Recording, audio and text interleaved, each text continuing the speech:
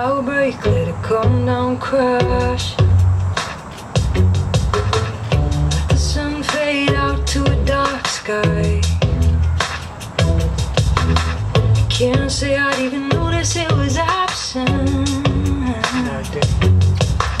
'Cause I could live by the light in your eyes. Unfold before you what I've strung together. The very first words of a lifelong love letter. Tell the world that we finally got it all right. Choose you.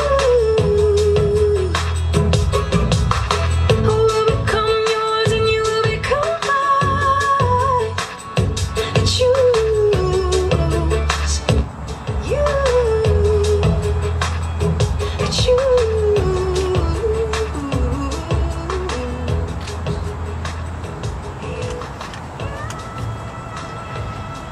All right, you may sit.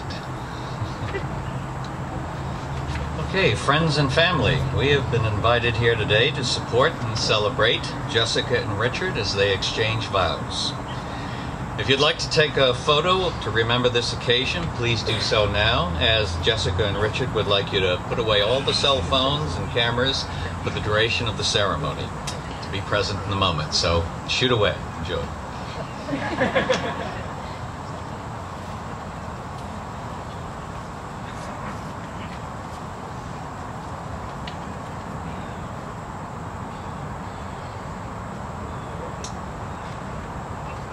Okay, we good?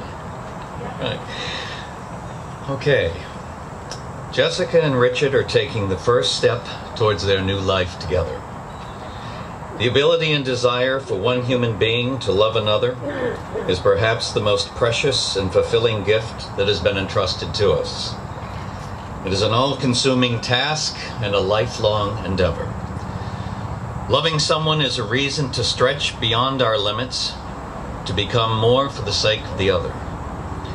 As they join in marriage today, Jessica and Richard are announcing to the world that they are welcoming that challenge. Jessica and Richard have selected a few readings that to them capture the importance of marriage and the meaning of love. Jessica and Richard met in law school at Boston College, so it is only fitting that they would ask that an excerpt from a legal opinion be read at their wedding. It is my pleasure to introduce Nathan Sherbarth, Jessica's brother-in-law and former BC Law classmate, to share a few words with us. Nathan.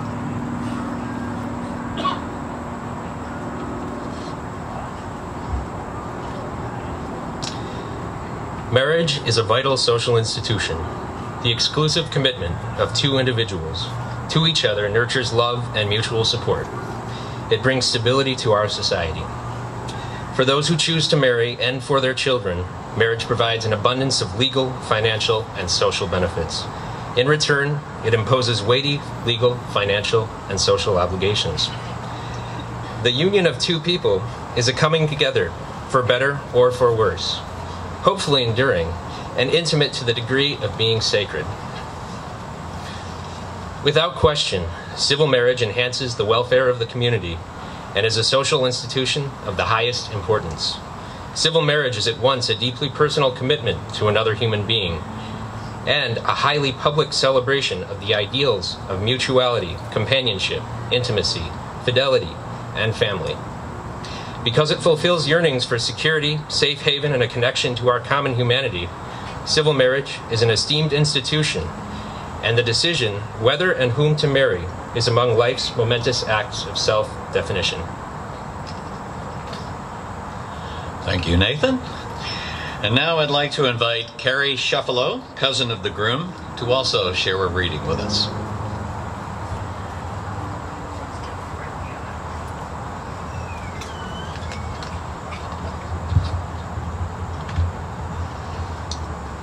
Captain Corelli's Mandolin by Louis de Bernier. Love is a temporary madness. It erupts like volcanoes and then subsides. And when it subsides, you have to make a decision. You have to work out whether your root was so entwined together that it is inconceivable that you should ever part. because that is what love is. Love is not breathlessness. It is not excitement. It is not the promulgation of promises of eternal passion. That is just being in love, which any fool can do. Love itself is what is left over when being in love has burned away, and this is both an art and a fortunate accident.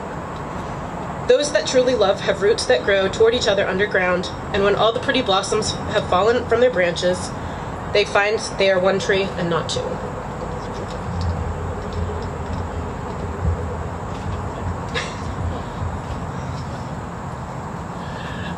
Thank you. Okay, marriage requires love. And that's a word that's often used with vagueness and sentimentality. Yet we mean something very real when we bind ourselves in love and commit to each other through marriage. When we love another, we see things other people do not see. We see beneath the surface and observe qualities that make this one different from and dearer than all the others. Such love means security. Another person wants us, wants to share life with us, accepts us without qualification or reservation, not as perfect, but as human, with strengths and weaknesses. As Wilfred Peterson said in The Art of Marriage, a good marriage must be created. In the art of marriage, the little things are the big things. It is never being too old to hold hands. It is remembering to say, I love you, at least once a day. It is never going to sleep angry.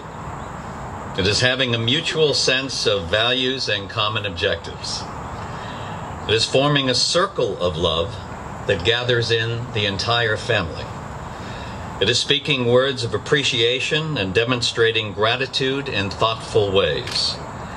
It is having the capacity to forgive and forget. It is giving each other an atmosphere in which each can grow. It is a common search for the good and the beautiful. It is not only marrying the right partner, it is being the right partner. May you embrace one another, but not encircle one another. May you succeed in all important ways with each other and not fail in the little graces. All right, this is the point in the ceremony where we usually talk about the wedding bands as being a perfect circle with no beginning and no end. But we all know that these rings do have a beginning. Rock is dug up from the earth, metal is liquefied, then molded, cooled, and painstakingly polished. Something beautiful is made from raw elements. Love is like that.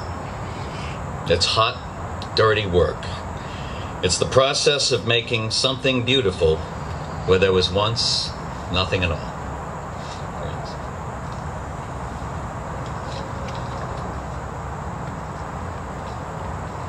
Jessica, please repeat after me.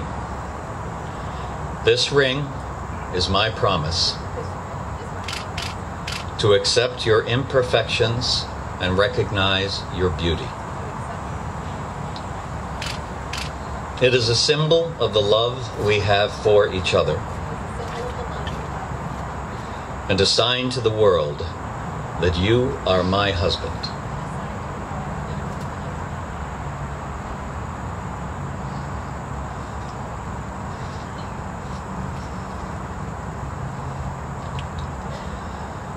Richard, repeat after me. This ring is my promise. This ring is my promise. To accept your imperfections and recognize your beauty. To accept your imperfections and recognize. It is a symbol of the love we have for each other. It is a symbol of the love we have for each other. And a sign to the world that you are my wife. And a sign to the world that you are my wife.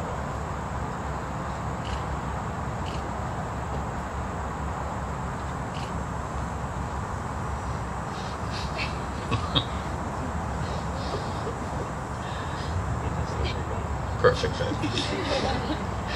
All right, Jessica and Richard, you have listened to words about love and marriage. You have exchanged your vows. You've made your promises.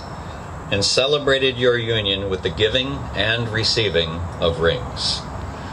You have kissed 1,000 times, likely more, but today the feeling is new. No longer simply partners and best friends. You have become husband and wife and can now seal the agreement with a kiss.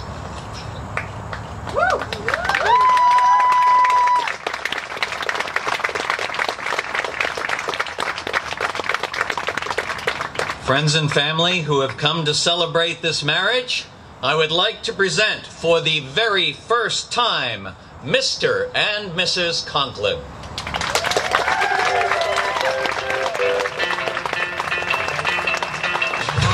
Love is only true in fairy tales, meant for someone else, but not for me. Our love was out to get me. That's the way it seemed. Disappointment haunted all my dreams. Then I saw her face. Now I'm a believer. Not a trace of doubt in my mind. I'm in love. I'm a believer. I couldn't leave her if I tried. I thought love was more or less a giving thing. Seems the more I gave, the less I got. What's the use in trying? And all you get is pain. When I needed sunshine and not rain. Oh, then I saw her face. Now I'm a believer.